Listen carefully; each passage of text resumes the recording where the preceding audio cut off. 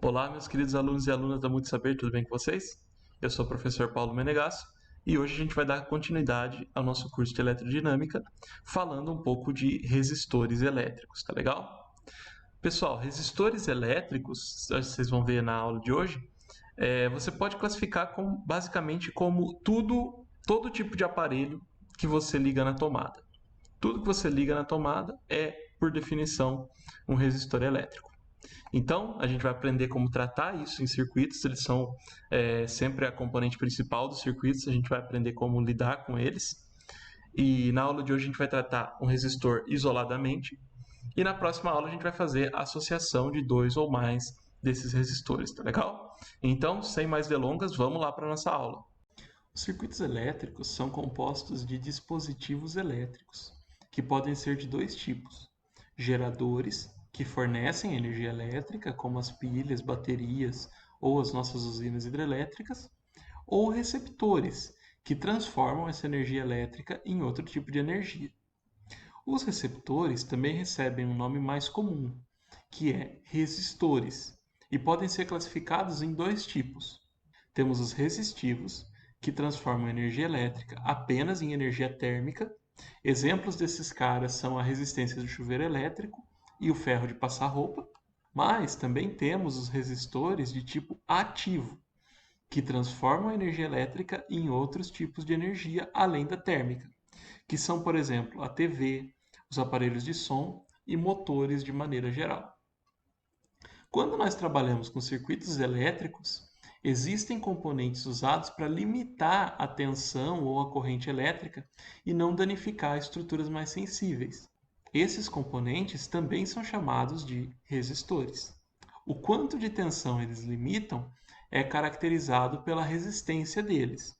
Funciona mais ou menos assim: se tiver uma diferença de potencial U entre os dois lados de um resistor e passar por ele uma corrente I, a resistência que nós representamos por R é dada como a razão, ou seja, a divisão entre tensão elétrica e corrente. Essa lei foi descoberta pelo físico alemão George Simon Ohm, e ele descobriu que quando se aumenta a tensão sobre um resistor, a corrente é aumentada proporcionalmente, como mostra esse gráfico aqui. Por isso, a unidade de resistência elétrica recebeu o nome dele. Ela é Ohm. E essa lei ficou conhecida como a primeira lei de Ohm. O valor típico das resistências nos circuitos elétricos varia bastante, desde algumas centenas de ohms até valores da ordem de mega-ohms. Para representar o ohm, a gente usa a letra grega ômega. Os resistores são representados nos circuitos elétricos por esse símbolo aqui. Fazendo uma parte bem rápido, existem dispositivos que não seguem a lei de Ohm. Por isso, eles são ditos não ômicos. Mas eles não fazem parte do currículo do ensino médio, então a gente não vai abordar esses dispositivos aqui, tá legal? Mas um exemplo desse tipo de dispositivo são os diodos. Mas o Ohm, ele era um cientista bem dedicado. Ele não ficou feliz apenas com uma lei, ele descobriu outra. Essa segunda lei dele associa a resistência de um material com a sua resistividade, que é representada pela letra grega Rho. Mas calma lá, vamos discutir com mais cuidado essa resistividade. Para isso, vamos pegar duas barras de metal de tamanhos diferentes. Suponha que a gente aplique exatamente a mesma tensão elétrica entre as extremidades dessas barras. Parece intuitivo que as cargas, entre aspas, demorem mais para atravessar a barra maior do que a barra menor. E é exatamente isso que acontece, porque a corrente elétrica nessa barra é menor. Isso porque a sua resistência é maior. O Ohm ele fez uma série de experiências com essas barras e notou uma relação empírica entre resistência e os parâmetros geométricos dessas barras. Essa é a nossa famosa fórmula: R é igual a Rho vezes L dividido por A. Aqui, esse Rho é o que a gente chamou lá em cima de resistividade do material. Ela é uma propriedade intrínseca do material que vai variar de material para material, né? E também varia com a temperatura desse material, tá bom? Bom, eu ainda quero fazer um exercício com vocês sobre as leis de Ohm. Então, para isso, vamos ao nosso famoso PowerPoint. Bom, meus caros, então vamos resolver aqui o nosso exemplo de lei de Ohm. Leis de Ohm, na verdade, né? Porque a gente vai usar as duas. Mas antes, vamos usar uma aplicação da lei de Ohm que nos permite calcular a potência elétrica em cima de um resistor. A gente sabe, como regra geral, vimos na primeira aula de eletrodinâmica, né, que a potência é dada como a tensão em um dispositivo vezes a corrente elétrica nesse dispositivo. A gente sabe que para um resistor, a gente viu hoje, né, que a tensão está associada com a corrente através da resistência.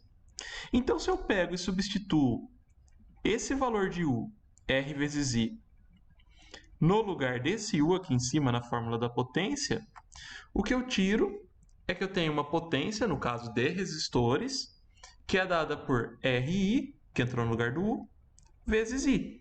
Então vai dar um RI ao quadrado. Então eu posso calcular a potência em um resistor, mesmo não sabendo qual é a tensão em cima dele, tá legal?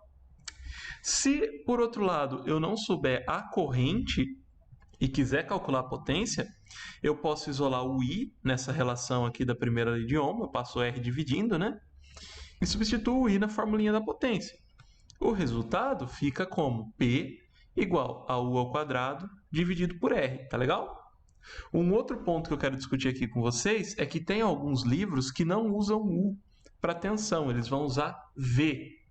É a mesma coisa, tá legal, pessoal? Até no exemplo eu vou usar V para vocês se acostumarem com a notação, tá bom?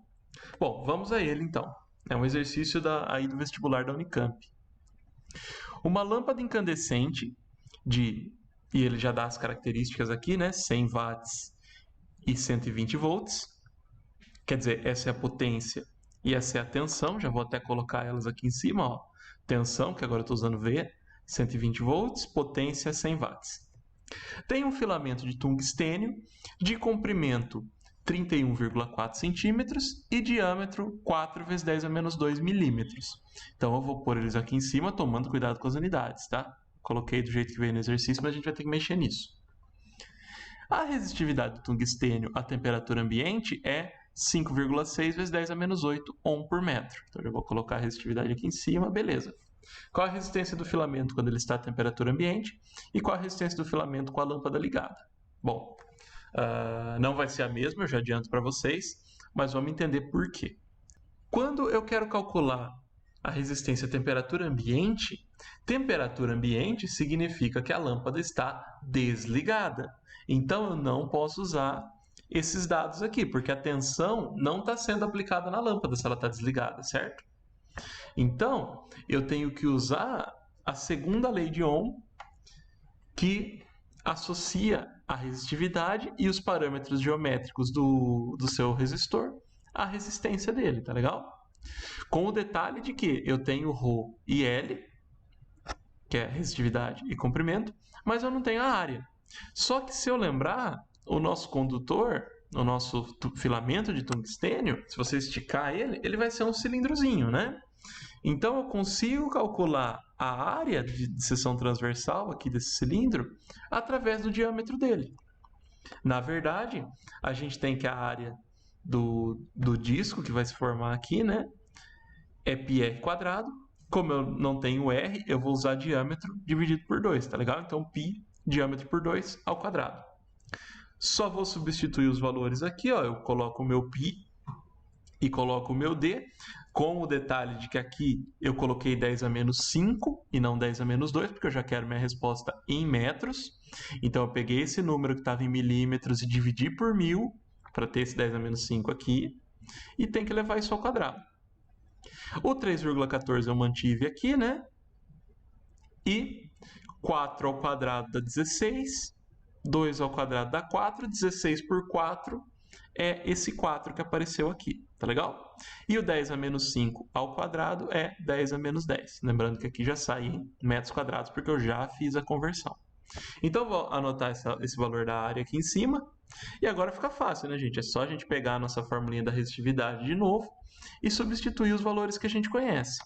Aqui, notem que eu não fiz essa conta de 3,14 vezes 4, porque eu quis trazer esse 3,14 aqui para cortar com o 3,14 que vem aqui do comprimento. Porque eu substituí o comprimento, ele era 31,4 centímetros, eu já coloquei em metro, ou seja, dividi por 100. Então, esse 31,4 vira 3,14 vezes 10 a menos 1. Aí eu já posso cortar esse 3,14 de cima com o 3,14 de baixo, beleza? Bom, só arrumando essa conta aqui nas potências de 10, em cima, lembra que quando a gente tem uma multiplicação de potência de 10 a gente pode somar, né? E quando tem uma divisão a gente pode subtrair. Então, em cima fica um 10 a menos 9, e no denominador fica um 10 a menos 10, porque eu não fiz conta nenhuma aqui, né? Só dei uma limpada aqui na nossa conta. Então, 5,6 dividido por 4 dá 1,4. E 10 a menos 9 por 10 a menos 10 dá 10. Então, 1,4 vezes 10, 14 ohms. É a resistência desse filamento quando a lâmpada está desligada, tá legal? Beleza, primeiro exercício resolvido, aplicação simples da segunda lei de Ohm. O segundo exercício ele é mais fácil ainda. Só que tem um detalhe, a gente não pode resolver ele da mesma forma. Por quê? Não sei. Porque agora a lâmpada está acesa. Se a lâmpada está acesa, ela é uma lâmpada incandescente, então ela esquentou. Lembrem que um dos parâmetros que afeta a resistividade do material é a temperatura. Então, eu não posso mais confiar nesse dado aqui para o item B. Porque esse dado é a resistividade em temperatura ambiente. Como a lâmpada agora está quente, eu não posso usar isso. Mas agora eu posso usar a tensão e a potência na lâmpada. Olha que beleza. Então, com isso, eu posso usar a nossa fórmula da potência junto com a segunda lei de Ohm, que vai ficar assim: potência é tensão ao quadrado dividido pela resistência. Como eu sei potência e tensão e quero saber resistência, eu inverto essas duas grandezas aqui, né? O R passa multiplicando e o P passa dividindo. Eu fico que R é U ao quadrado dividido por P. Se eu substituir o U por 120 e o P por 100, eu fico com essa conta aqui, muito simples de resolver. 120 ao quadrado é 14.400 e o 100 continua 100. Corto 2 zeros do numerador com 2 zeros do denominador e eu tiro que a minha resistência é 144 ohms. Tá legal, pessoal? Então, exercício resolvido aí para vocês, como um exemplo das duas leis de Ohm, né? No A a gente usou a segunda, no B a gente usou indiretamente aqui a primeira lei de Ohm, tá bom? Bom, se vocês tiverem alguma dúvida sobre a aula de hoje, tanto da parte teórica como da parte do exercício, não esqueçam que vocês podem entrar em contato com a gente pelas redes sociais da Multisaber. E se você gostou do vídeo, não se esqueça de deixar o like e se inscrever no nosso canal para a gente poder trazer esse tipo de conteúdo para vocês, tá legal? Um grande abraço e não percam a nossa próxima aula sobre associação de resistores, tá legal? A gente vai ver como tratar circuitos que tem um a gente viu hoje. A gente vai aprender a tratar circuitos que tenham 2 ou mais resistores, tá legal? Então, até mais, pessoal. Tchau, tchau. Bons estudos.